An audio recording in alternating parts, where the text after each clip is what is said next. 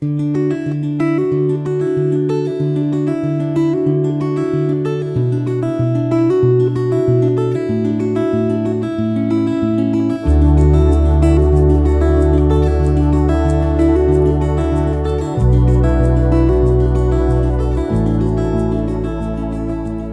reading begins in 1 Samuel chapter 12, starting in verse 1. Samuel said to all Israel, "Behold, I have listened to your voice and all that you said to me, and have made a king over you. Now, behold, the king walks before you. I am old and gray-headed. Behold, my sons are with you.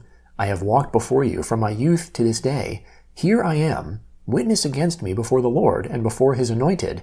Whose ox have I taken? Whose donkey have I taken? Whom have I defrauded? Whom have I oppressed? Of whose hand have I taken a bribe to make me blind my eyes?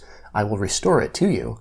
They said, "You have not defrauded us, nor oppressed us, neither have you taken anything from anyone's hand." He said to them, "The Lord is witness against you, and his anointed is witness today, that you have not found anything in my hand." They said, "He is witness." Samuel said to the people, "It is the Lord who appointed Moses and Aaron, and that brought your fathers up out of the land of Egypt. Now therefore stand still, that I may plead with you before the Lord concerning all the righteous acts of the Lord, which he did to you and to your fathers. When Jacob had come into Egypt, and your fathers cried to the Lord, then the Lord sent Moses and Aaron, who brought your fathers out of Egypt, and made them to dwell in this place. But they forgot the Lord their God, and he sold them into the hand of Sisera, captain of the army of Hazor, and into the hand of the Philistines, and into the hand of the king of Moab, and they fought against them. They cried to the Lord, and said, We have sinned, because we have forsaken the Lord, and have served the Baals and the Ashtaroth. But now deliver us out of the hand of our enemies, and we will serve you. The Lord sent Jerubbaal, Baden, Jephthah, and Samuel, and delivered you out of the hand of your enemies on every side, and you lived in safety. When you saw that Nahash, the king of the children of Ammon, came against you, you said to me, No, but a king shall reign over us, when the Lord your God was your king. Now therefore see the king whom you have chosen, and whom you have asked for. Behold, the Lord has set a king over you. If you will fear the Lord, and serve him, and listen to his voice, and not rebel against the commandment of the Lord, then both you and also the king who reigns over you are followers of the Lord your God. But if you will not listen to the Lord's voice, but rebel against the commandment of the Lord, then the Lord's hand will be against you, as it was against your fathers. Now therefore stand still and see this great thing, which the Lord will do before your eyes. Isn't it wheat harvest today? I will call to the Lord, that he may send thunder and rain, and you will know and see that your wickedness is great, which you have done in the Lord's sight, in asking for a king. So Samuel called to the Lord, and the Lord sent thunder and rain that day. Then all the people greatly feared the Lord and Samuel. All the people said to Samuel, Pray for your servants to the Lord your God, that we not die, for we have added to all our sins this evil, to ask for a king. Samuel said to the people, Don't be afraid, you have indeed done all this evil, yet don't turn away from following the Lord, but serve the Lord with all your heart.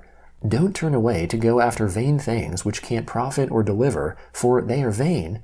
For the Lord will not forsake his people for his great name's sake, because it has pleased the Lord to make you a people for himself. Moreover, as for me, far be it from me that I should sin against the Lord in ceasing to pray for you. But I will instruct you in the good and the right way.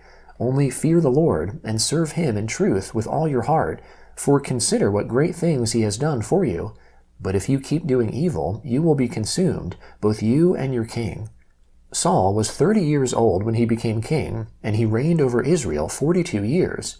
Saul chose for himself 3,000 men of Israel, of which 2,000 were with Saul in Michmash and in the Mount of Bethel, and 1,000 were with Jonathan in Gibeah of Benjamin. He sent the rest of the people to their own tents. Jonathan struck the garrison of the Philistines that was in Geba, and the Philistines heard of it. Saul blew the trumpet throughout all the land, saying, Let the Hebrews hear. All Israel heard that Saul had struck the garrison of the Philistines, and also that Israel was considered an abomination to the Philistines. The people were gathered together after Saul to Gilgal. The Philistines assembled themselves together to fight with Israel, 30,000 chariots, 6,000 horsemen, and people as the sand which is on the seashore in multitude. They came up and encamped in Michmash, eastward of Beth-aven. When the men of Israel saw that they were in trouble, for the people were distressed, Then the people hid themselves in caves, in thickets, in rocks, in tombs, and in pits. Now some of the Hebrews had gone over the Jordan to the land of Gad and Gilead, but as for Saul, he was yet in Gilgal, and all the people followed him, trembling. He stayed 7 days, according to the time set by Samuel, but Samuel didn't come to Gilgal, and the people were scattering from him. Saul said, "Bring the burnt offering to me here, and the peace offerings." He offered the burnt offering. It came to pass that as soon as he had finished offering the burnt offering, behold, Samuel came, and Saul went out to meet him, that he might greet him. Samuel said, "What have you done?" Saul said, "Because I saw that the people were scattered from me, and that you didn't come within the days appointed, and that the Philistines assembled themselves together at Michmash, therefore I said, now the Philistines will come down on me to Gilgal, and I haven't entreated the favor of the Lord. I forced myself therefore, and offered the burnt offering." Samuel said to Saul, "You have done foolishly. You have not kept the commandment of the Lord your God, which he commanded you, for now the Lord would have established your kingdom on Israel forever. But now your kingdom will not continue. The Lord has sought for himself a man after his own heart, and the Lord has appointed him to be prince over his people, because you have not kept that which the Lord commanded you." Samuel arose and went from Gilgal to Gibeah of Benjamin. Saul counted the people who were present with him, about 600 men. Saul and Jonathan his son and the people who were present with them stayed in Gibeah of Benjamin, but the Philistines encamped in Michmash. The raiders came out of the camp of the Philistines in 3 companies. One company turned to the way that leads to Ophrah, to the land of Shual. Another company turned the way to Beth-horon, and another company turned the way of the border that looks down on the valley of Zeboim towards the wilderness. Now there was no blacksmith found throughout all the land of Israel, for the Philistines said, "Lest the Hebrews make themselves swords or spears." But all the Israelites went down to the Philistines, each man to sharpen his own plowshare, mattock, axe, and sickle. The price was 1 payam each to sharpen mattocks, plowshares, pitchforks, axes, and goads. So it came to pass in the day of battle that neither sword nor spear was found in the hand of any of the people who were with Saul and Jonathan, but Saul and Jonathan his son had them. The garrison of the Philistines went out to the pass of Michmash. The Gospel of John, chapter 7, starting in verse 1. After these things, Jesus was walking in Galilee, for he wouldn't walk in Judea, because the Jews sought to kill him. Now the feast of the Jews, the feast of booths, was at hand. His brothers therefore said to him, "Depart from here and go into Judea, that your disciples also may see your works which you do. For no one does anything in secret while he seeks to be known openly. If you do these things, reveal yourself to the world." For even his brothers didn't believe in him.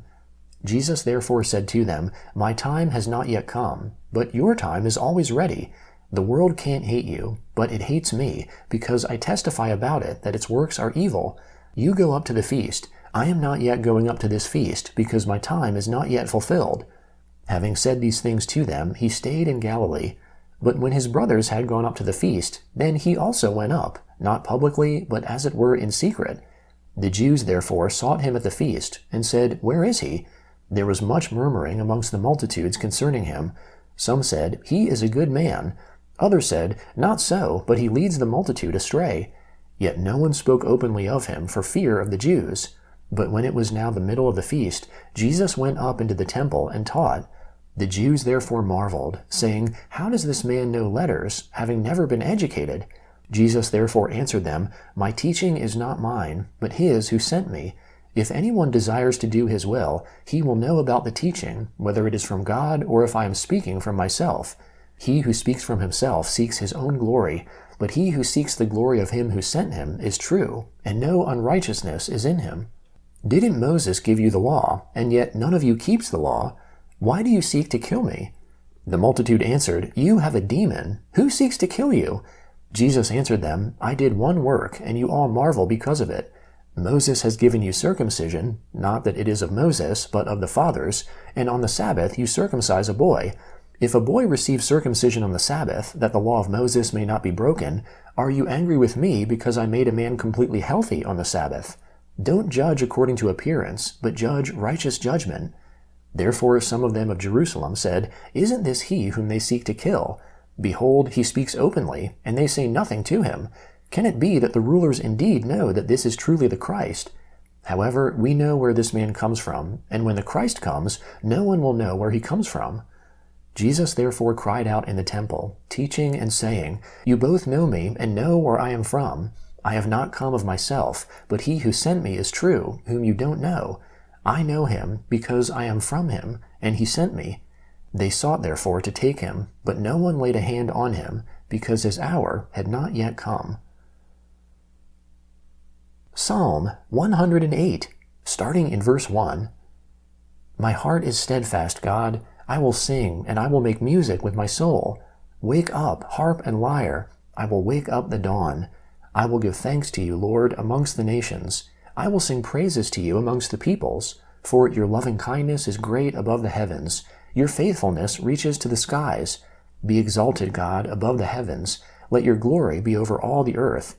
That your beloved may be delivered. Save with your right hand, and answer us. God has spoken from his sanctuary. In triumph I will divide Shechem, and measure out the valley of Succoth. Gilead is mine, Manasseh is mine, Ephraim also is my helmet, Judah is my scepter, Moab is my washpot. I will toss my sandal on Edom. I will shout over Philistia. Who will bring me into the fortified city? Who will lead me to Edom? Haven't you rejected us, God? You don't go out, God, with our armies. Give us help against the enemy, for the help of man is vain. Through God we will do valiantly, for it is he who will tread down our enemies. Proverbs chapter 15, verse 4. A gentle tongue is a tree of life, but deceit in it crushes the spirit.